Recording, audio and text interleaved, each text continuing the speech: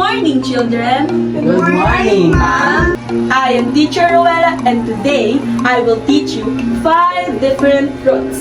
Again, 5 different fruits. Are you ready? Yes, we are. Okay, now let's start. For our first fruit, we have apple. Again, apple. Can you repeat it? Apple. Okay, very good, children. Now, for our second fruit, we have a banana. Again, a banana. Can you say it on your own? Banana. Great job, children. Now, for our third fruit, we have mango. Again, mango. Can you say it on your own? Mango. Great job, children. Now, for our fourth fruit, we have orange. Again, orange. Can you repeat it? Orange. Excellent, children. Now, for our last fruit, we have strawberry. Again, strawberry. Can you say it on your own? Strawberry. Great job, children. Now, can you give yourselves a round of applause?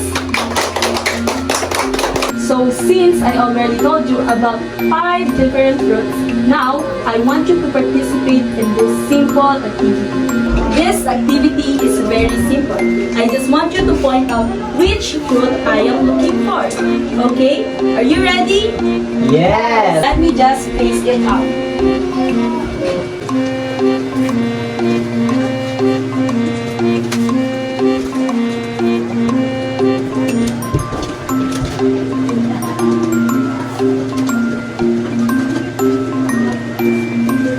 Okay, now let's start.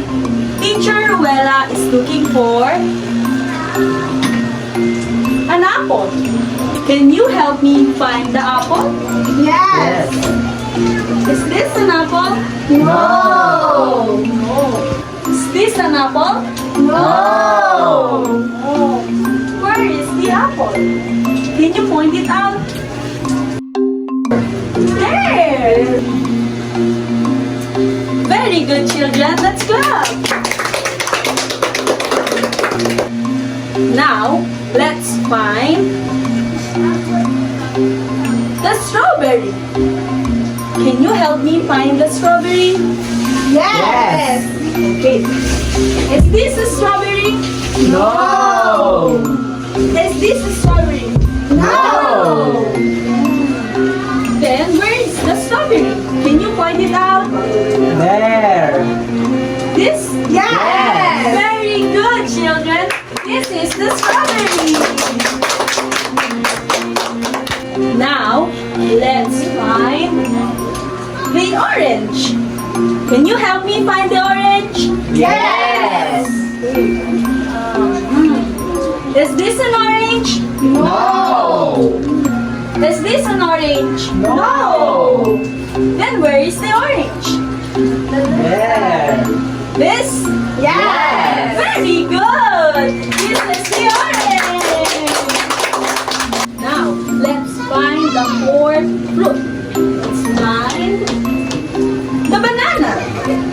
Can you help me find the banana? Yes. We only have 2 fruits here. Who wants to try to find the banana? Okay, Cyrus?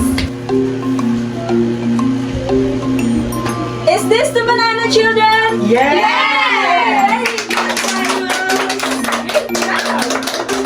Now, let's find the final fruit, which is the mango. Can you repeat it? Mango. Very good, children. Now, who wants to try to find the mango? Me. Okay, let's have Trisha.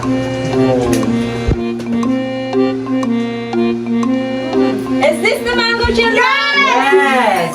Very good, Trisha. Now, children, let's create a sentence using these 5 different fruits. Are you ready? Yes. Okay, let's start. Now, children, let's have the strawberry first. Okay, the strawberry is a shaped heart fruit.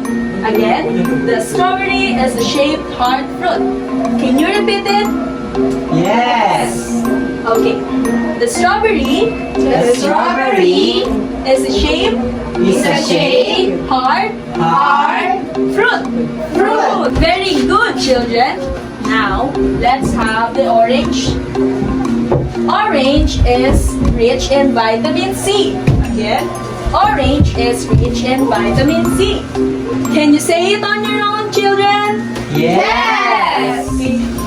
The orange is rich in vitamin C. Very good.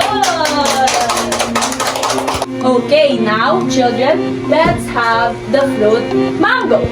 Okay, students, who wants to try to create a sentence for the fruit mango? Me. Okay, Albert, can you give it a try? Mango is yellow. Very good.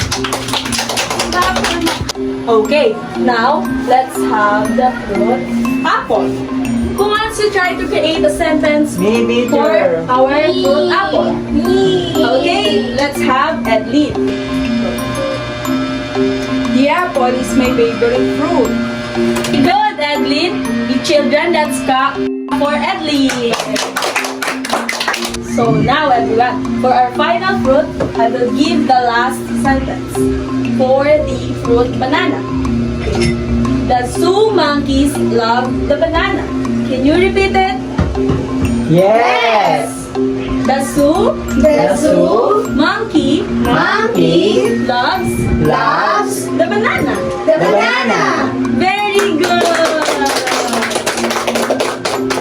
Okay, children. Now, that's the end of our lesson for today. I hope you learned something. Did you learn something? Yes. Very good. Now, goodbye and thank you, children.